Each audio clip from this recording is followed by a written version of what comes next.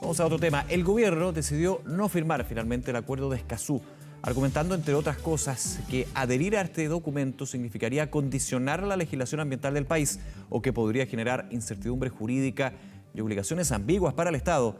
Vamos a conversar de este y otros temas. A esta hora ya estamos en contacto con el senador Ricardo Lagos Weber. Senador, ¿cómo estás? Buenos días. Buenos días, ¿cómo están ustedes? Bien, muchas gracias. Hay varios temas, pero quiero comenzar con la situación de Escazú. Finalmente el gobierno confirma que no se va a firmar. Hay fecha hasta el 26 de septiembre para firmar y ratificar. Primero, su impresión con respecto a esto. ¿Qué significa que el gobierno de Chile no adhiera a este acuerdo medioambiental? Solamente un poquito de contexto. Este acuerdo es un acuerdo medioambiental de la región de América Latina. Es el primero de su clase, de su naturaleza en nuestro continente. Y dos, Chile fue el impulsor principal junto con Costa Rica. Y paradojas de la vida, fue durante la administración anterior del presidente Piñera que se comenzó este proceso a trabajar. Y lo que ocurrió fue que hace exactamente 2 años, en septiembre del 2018, el gobierno, habiendo invitado a todos los países a firmarlo en Nueva York con ocasión de la Asamblea General de Naciones Unidas, en el minuto que el presidente toma el avión a Nueva York, y lo puedo decir yo porque estaba invitado a la Asamblea General junto con el presidente, que me invitó, en el avión presidencial nos comunica 3 días antes de la firma de que Chile no suscribirá ese acuerdo. Entonces, ese es el contexto cuando me dice, ¿qué pienso de esto? Pienso que durante 6 años se trabajó ese acuerdo, 8 años, y cuando Chile invita a firmarlo, el mismo país que invitó a firmarlo, que lo coordinó, lo dirigió, lo lideró durante 8 años, a 3 días antes dice, no lo voy a firmar.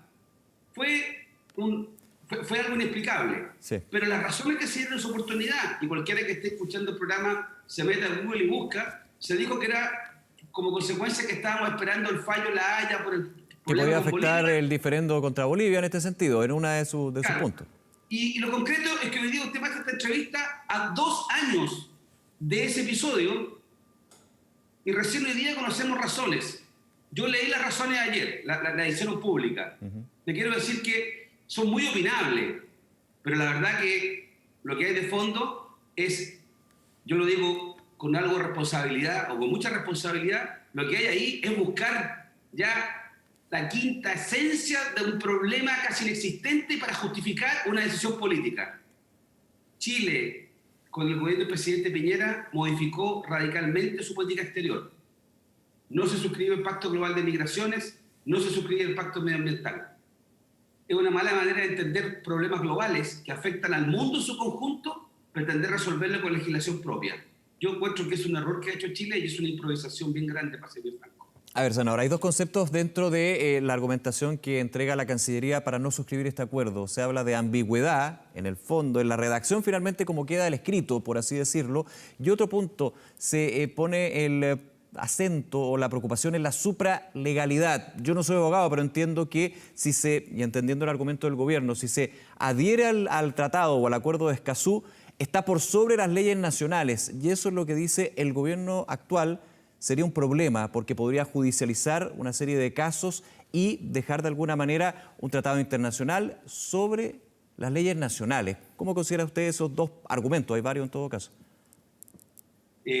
Sí, eso es lo que trata de armar el gobierno. Quiero decirle primero que cuando uno suscribe un acuerdo internacional, ya sea multilateral como este, que involucra a muchos países, o con organismos internacionales, o los acuerdos bilaterales, incluidos los de libre comercio, todo país entrega soberanía, de cierta manera. Cuando digo entrega soberanía, Es sede, digamos. me refiero a decisiones. Claro. Es que eso es muy importante porque yo leí la argumentación de la Cancillería y en muchos tratados usted tiene situaciones similares, pero ellos lo que hacen al final también es negar lo que ha ocurrido con los acuerdos internacionales en los últimos 20, 30 años, que comienzan a adoptarse principios que no todos están definidos al pie de la letra, porque se entiende y ha evolucionado el derecho internacional que estamos hablando con esos principios.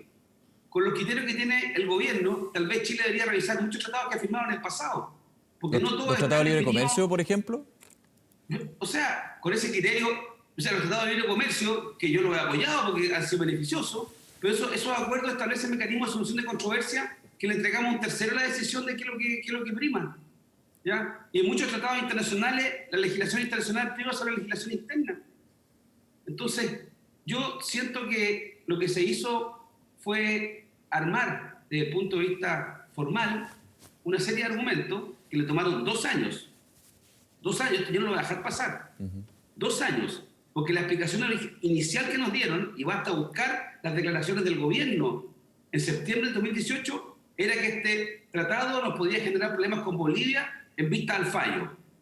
Era una mala señal para el fallo. El fallo salió 10 días después de que se tomó esa decisión. El fallo fue favorable en todos sus aspectos a Chile, con lo cual quedó salvaguardada la angustia que podía haber tenido el gobierno, y sin embargo, hoy día salen con otros argumentos después de 2 años. Yo encuentro que le hace un flaco favor a la política exterior chilena.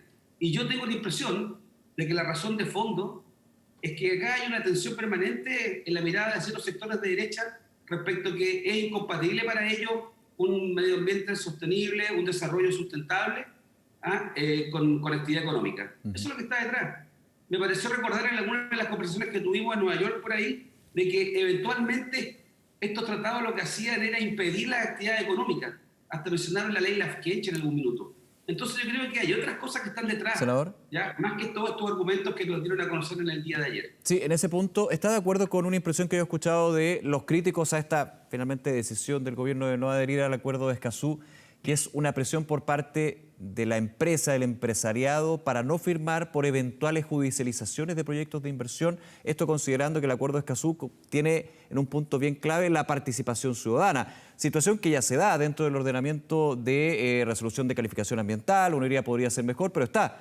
Pero muchos dicen aquí más bien lo que se quiere evitar es que es incerteza jurídica, para ponerlo súper claro, incerteza jurídica para inversiones extranjeras y por sobre todo una tendencia a la baja de lo que se va a necesitar en esta recuperación económica ahora.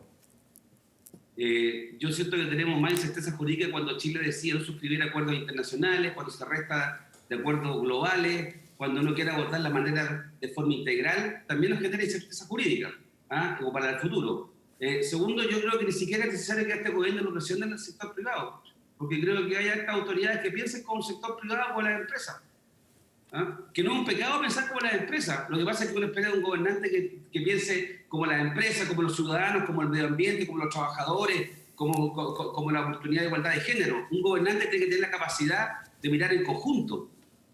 Y claro, cada sector seguramente va a abogar por sus causas y por sus miradas, pero yo esperaría de un gobierno que además, respecto a la política exterior, si había un tema en el cual no habíamos tenido nunca diferencia desde que recuperamos la democracia, era nuestra mirada hacia afuera, cómo Chile se inserta en el mundo. Y este gobierno logró en un año hacer algo increíble, que estuviéramos todos diferentes respecto a cómo enfrentamos la migración, cómo enfrentamos el cambio climático, cómo enfrentamos los temas comerciales.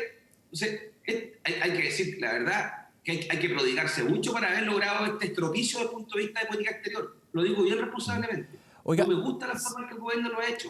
Sí, porque creo que son malas explicaciones. Eso es lo que ocurre. Y en ese punto de la imagen internacional, ayer de hecho se dio una situación bien coincidente, cuando se conocía que efectivamente estaban los argumentos para que el gobierno de Sebastián Piñera no adhiriera a este acuerdo de Escazú. Durante la mañana, el presidente Sebastián Piñera participó, tuvo una intervención en la Asamblea General de Naciones Unidas y de hecho habló del cambio climático, habló de la necesidad de multilateralismo, de cooperación, de combatir el cambio climático y no mencionó el Tratado de Escazú, el Acuerdo de Escazú. ¿Cómo evaluó usted lo que fue ayer ese mensaje, esa mirada al cambio climático y esa determinación de no adherir al Tratado de Escazú? Está bien, es un doble juego que hace seguramente quienes quieren mostrar una cara solamente.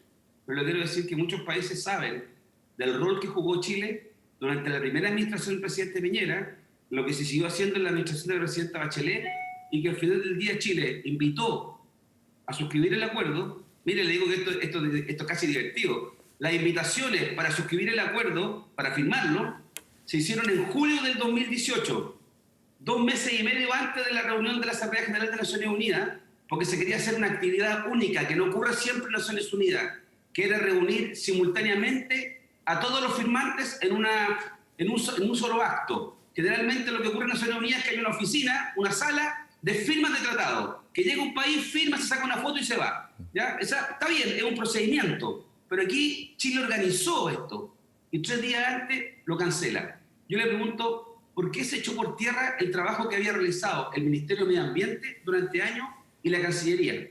Y alguien determinó en algún minuto, a última hora, a la hora 11ª, dijo, esto tiene severos problemas, hay que dejarlo sin efecto. Eso significa, entre otras cosas, que todo el trabajo de la Cancillería estaba mal hecho, porque no hubo nadie en la Cancillería que pispara o percibiera los riesgos que sí percibió alguien en la moneda o en el segundo piso de la moneda. Y lo mismo respecto al Ministerio de Medio Ambiente. Nadie en el Ministerio de Medio Ambiente durante años, ni la administración Piñera 1, ni la administración Bachelet 2, nadie, ningún funcionario, ningún profesional de carrera fue capaz de ver lo que ellos vieron 3 días antes de la suscripción del acuerdo. Y respecto a lo cual se han demorado 2 años en dar la explicación. Raya para la suma, es poco creíble la explicación. Yo creo que tiene que ver con otras cosas, como le mencioné, que hay una mirada que para ellos no coincide, que yo lamento, con este gobernante entre desarrollo sustentable y crecimiento económico. Por esa razón que habla de medio ambiente en Naciones Unidas, pero se olvida del acuerdo de Escazú.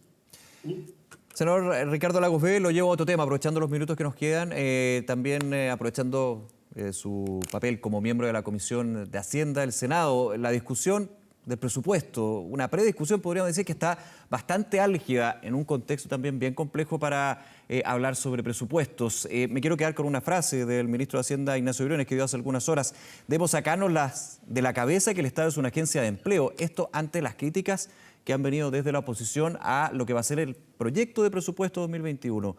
¿Cómo ve usted esta frase? Lo que indica el ministro de Hacienda es que se tiene que reducir el Estado, se tiene que optimizar el Estado, y eso de alguna manera va a generar recursos para que el presupuesto no tenga que aumentar en términos de gasto público. Así lo entiende uno. A ver, yo entiendo que el presupuesto de una nación lo que hace, uno lo puede mirar de distintas formas, meramente contable o también como prioridades. Sí. ¿Dónde Chile pone sus recursos? ¿Qué es lo que va a financiar? ¿Qué actividades? ¿Qué sectores? ¿Qué políticas públicas? ¿Ya? ¿Y por qué monto? Eso es lo que hace un presupuesto. En consecuencia, el presupuesto también tiene una expresión política, o una expresión de valores, o una expresión de prioridades. Y lo que yo esperaría de este presupuesto es que se hiciera cargo de una realidad que tenemos, que es la crisis sanitaria, que es la crisis de los ingresos en la familia, y sobre todo de cómo hacemos para reactivarnos. Bajo el optimismo de que la pandemia va a pasar en algún minuto a corto plazo, ojalá, pero hay que reactivar la economía y necesitamos un presupuesto que se haga cargo de eso. Cuando escucho lo que usted me está diciendo el ministro, que lo leí hoy día, pero tengo que conversar con él para ver qué quiso decir, no quiero malinterpretarlo, yo diría que la oposición o nosotros esté defendiendo empleo o que tenga un problema de acusación de que no quieren empleo versus eficiencia. Lo que yo quiero es saber dónde van a estar las prioridades del gobierno y cuántos recursos vamos a abocar a cuáles prioridades. Sí. Y eso lo vamos a conocer recién el día 30 de septiembre en la noche o el 1 de octubre en la mañana. El proyecto. ¿Ya?